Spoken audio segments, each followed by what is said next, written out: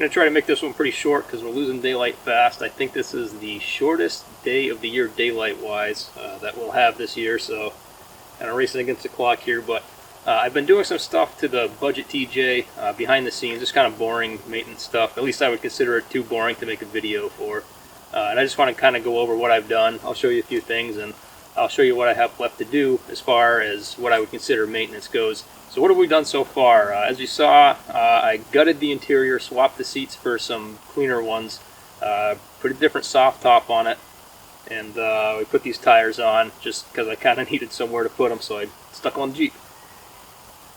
Now beyond that, the soft top actually needed a little bit of work, so I replaced the bars that go around the driver's side door that hold the top in place, so that when the door closes up against it, it would seal. Those were broken and missing from the soft top frame when I got the frame, so I just made those out of some solid rod. It took a little bit longer than you'd think because I ended up bending that curved piece in the vise, and that took a little bit of working and reworking to get the shape just right. So when I bought this Jeep, the previous owner was having some problems with the starter intermittently not working. So rather than her mechanic properly diagnosing the issue, he just bypassed the start position on the ignition and put a push button start in. I figured out what the issue was. It was the starter. It just needed a new starter. And I removed all the push button wiring and everything from the dash, and we just cleaned that up a little bit. And then this one's a little bit of a weird one. So when I got the Jeep, it kind of had a little bit of a misfire. I figured maybe it had dirty plugs or a bad spark plug wire or something like that.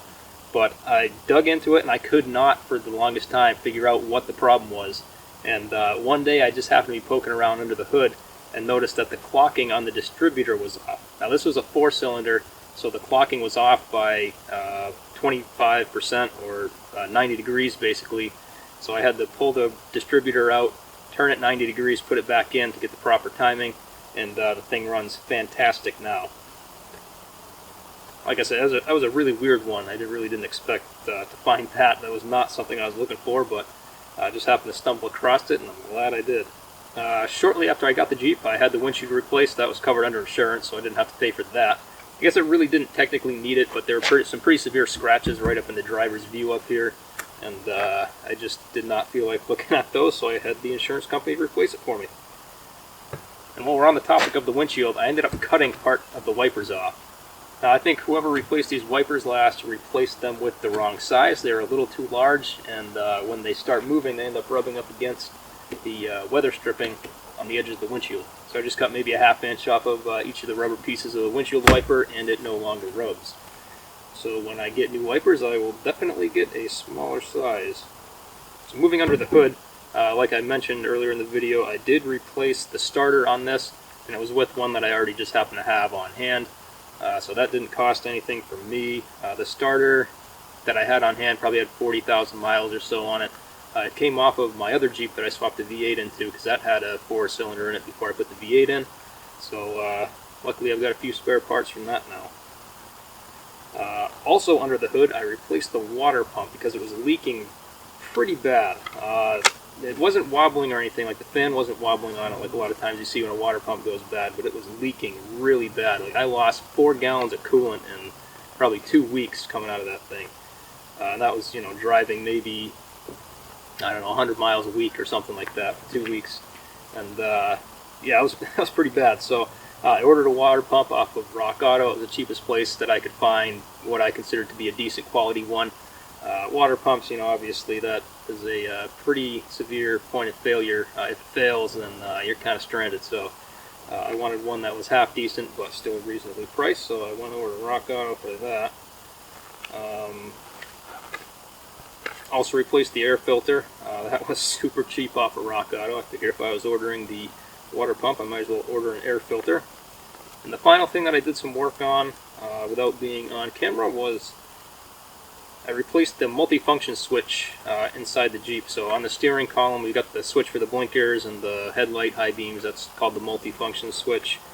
The one that I had, when I would push on the brake pedal, quite often I think it was the left blinker, it would light up at the same time until you wiggled the switch a little bit, and then the blinker would turn off. Like it was just a solid blinker, it wasn't blinking. So there was a short inside of that switch somewhere.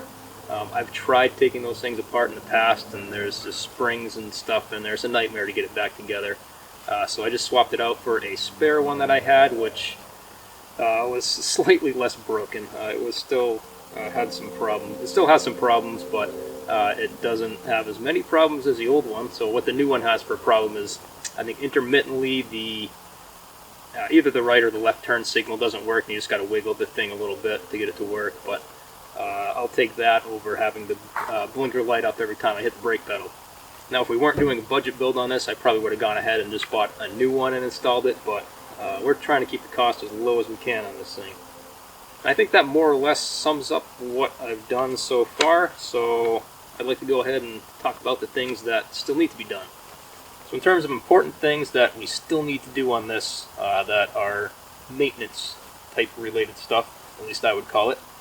I really want to get this frame cleaned up and painted. I'm going to drill some holes in it. I actually have a video, I'll link below, showing where I like to drill the holes on these and what size holes I like to drill. So if you want to check that out, you can. Otherwise, we'll probably cover it later on. So we'll clean up the frame, we'll paint it, and I'll probably oil the inside of it, just because I do live in a cold, salty climate, and stuff likes to rust up here. I have exhaust problems, to put it simply. The exhaust is starting to rot apart on this thing. If you take your finger, you could probably push hard enough to poke right through the muffler. A bunch of the hangers have fallen off of here. The metal hangers that hang the exhaust to the body have rotted right away. I currently have them replaced with coat hangers, which is obviously not a long-term solution, but it's been working for now until I get to that. So at some point we'll probably do a little bit of exhaust work. I don't really use exhaust shops. I just like to buy pre-bent tubing. So it's either called like a U-bend or sometimes a swan bend if you go on eBay. You can buy mandrel bent exhaust tubing, then I'll cut it into whatever angles or pieces I need and weld it all together. So that very well may be coming up at some point in the future. And also on the topic of exhaust, I do have an exhaust leak. Now when I replaced the oil pan on this shortly after I got it, I had to drop the downpipe off of the header, so there's a connection right in back of this fender here where the exhaust header connects into the downpipe, and I think that's where the leak is coming from. I may not have tightened one of those bolts quite enough. It's not bad enough now that I've really bothered to look at it, although I should look at it sooner rather than later, so that's definitely something to do. I recently started having an issue where this thing likes to idle at a high RPM. At first I was assuming it was a vacuum leak somewhere. We're getting too much air coming into the engine through maybe a bad gasket or something like that. But just the other day I got a code that popped up on here when I started this thing up for the throttle position sensor. So hopefully that's the issue. I'll probably just pick up a new one. We'll throw it in and hopefully that fixes it. Obviously we're throwing that code, so I figure it could either be the throttle position sensor, the idle air control valve, or it could be a vacuum leak like I was initially thinking. So that is definitely something that we need to solve sooner rather than later. And then we have some miscellaneous fluid leaks. Well, the steering box is leaking fluid. I believe it's coming from the input shaft seal on there, so I may pop it off and replace that seal. Otherwise, I have a different steering box I may throw on if I don't feel like replacing the seal on that one, but I'm not sure if that one leaks either, so I could be replacing a leaky steering box with another used leaky steering box. So we'll decide later on what we do about that. On the front axle, the pinion seal is leaking on here, and against my better judgment, I haven't checked to see how much fluid is in there since I've been driving it. Usually when I buy a used vehicle, I go straight through the thing, replace all the fluids, top them off, and make sure everything's good to go. But I knew ahead of time that I was going to be doing so much work on this that I didn't really bother, although I should have, because we are going to be tearing the front axle apart, putting new gears in it, replacing all the bearings anyway, but it would be probably good not to wear out the stuff that's in there as it is. Now the rear pinion does also seem to be leaking, but not quite as bad. That one I don't care about at all because we're going to be tossing that rear axle and putting in a better one. And the transfer case also has a leak, but I have a replacement transfer case that's going to be going in place of that one, so that one I don't care about either. And then I have a mild case of death wobble. I need door straps because there's no straps on these doors. The transmission fluid should be changed, like I was just saying. I did not change that since I bought it, and I have no doubt that it is still the original fluid in there. There's a bunch of paint that needs to be touched up, both on the hood and on both doors. Both doors needing touch-up paint as a result of there being no door straps, like I just mentioned. So the door just swings all the way open and hits the fender flare and rubs off the paint. I currently have no heat in this thing. I'm not driving it this time of year and keeping it off the road, trying to keep it out of the salt for the winter. But if I was driving it, I'd be freaking cold, man, because there is no heat. I already back flushed the heater core, and that did not help at all. That's going to need more diagnosis. I have a broken fan speed selector knob, so just, right on the HVAC controls, the knob that selects which speed the fan blows, that thing's broken. Totally unrelated to there not being any heat, but still something that needs to be addressed. And then finally, I need to do something about the roll bar on this thing. There's quite a bit of rust at the base of all the points on the roll bar, which I think is a result of this thing living without windows for quite a while. So I have another roll bar that I could throw in here, but that also has some rust issues as well. So I'm just going to need to figure out which roll bar I want to fix, and then we'll get that straightened out before we do any serious wheeling. Now, I know that was quite a laundry list of things, and this has been kind of a back burner project for me to date. However, I think I'm going to be pushing it up, and it's really going to be in the spotlight at this point. I've got a bunch of parts ready to go on it. Now, all the things that I just listed that still need to be done, I'm going to pick and choose from those, but we're also going to start adding some of the heavy mods as well. Probably the next video that I make on this is going to be installing a body lift, which I need to discuss the price with you guys on.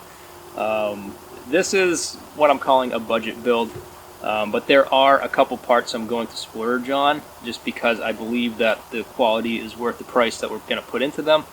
So probably 2 or 3 parts at the most I'm going to splurge on, and the body lift was certainly one of them. So I'll talk more about that in the next one and why I chose to do that rather than going a super cheap route, which was the original plan, but yeah, we'll cover that more later. But like I said, I'm going to be picking off a few things here and there from the still to-do list, along with starting to modify this thing. Because, it is usable as is, and most of those things are just nuisance things. The main thing that I would really like to get taken care of is the high idle on the engine, which hopefully will just be throttle position sensor like I was saying. But we'll see how that goes. With that, I'm going to close this out. And as always, thanks for watching, and we will see you on the next one. But wait, there's more. So for those of you who are following along price-wise on this project, keeping track of what we're spending on the budget crawler, this section is for you. So the previous total that we had in the last episode when we put the 33-inch tires on was $1,634.16. So picking up from that today, the soft top repair that I did, so the bars that I bent to go around the driver's side door frame on the soft top, where the door closes up against the top, all I had was a little bit of time into that because those metal rods I had left over from a Jeep that I parted out, those were actually the grill support rods that go from the firewall up to the grill, and I did not foresee using those for anything else, so I went ahead and used them for this project, and they worked great. I had the windshield replaced, and I'm going to give that a quote-unquote free price. Now, I do pay for glass coverage on insurance, so that's why it was covered. But in terms of specific out-of-pocket costs for the windshield replacement, I didn't pay anything. Now, I went ahead and replaced the water pump because it was leaking pretty badly, like I said. So the water pump was $17.52. That was the purchase price on rockauto.com. I didn't include shipping on that because I was already buying some parts anyway for my FJ Cruiser. And the way I see it, the water pump just kind of went along for a ride in the box along with the FJ parts. If we wanted to include shipping, I guess we could throw a few more bucks in there, but I'm not going to bother. And of course, when we replace a water pump, it's always good to use some RTV on the gasket. So I had a little bit of RTV left over from a different projects, and I probably only used maybe half a tube between the water pump, and I also resealed the thermostat housing while I was in there.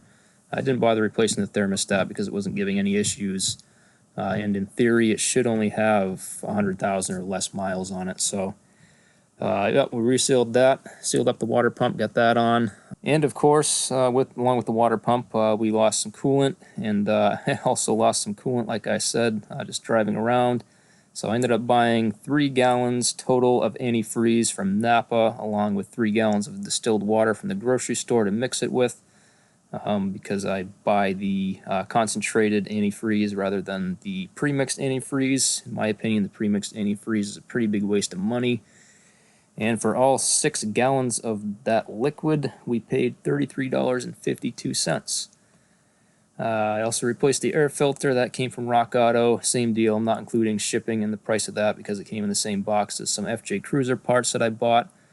So that was $2.95. The multi-function switch that I replaced, the turn signal switch, was free because I already had it left over from a different Jeep. And like I said, it's not perfect, but it's better than the one that was in there. So that's what we're going to go ahead and run for now.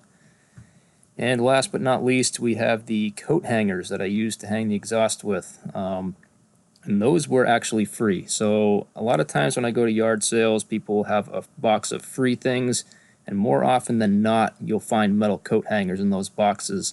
And that's where I usually get my metal coat hangers from, is just the free pile at yard sales. And that brings us to our current grand total of $1,689.65. Not too bad. It's going to start getting expensive pretty fast here as we start putting some of the good parts on it, but my overall goal is to keep this whole thing under $5,000. We'll see if we can do it. I think it is doable. Whether I will stick to that or not, we will see. But yeah, that's kind of the goal right now, $5,000. But anyway, thanks again for watching. We'll see you next time.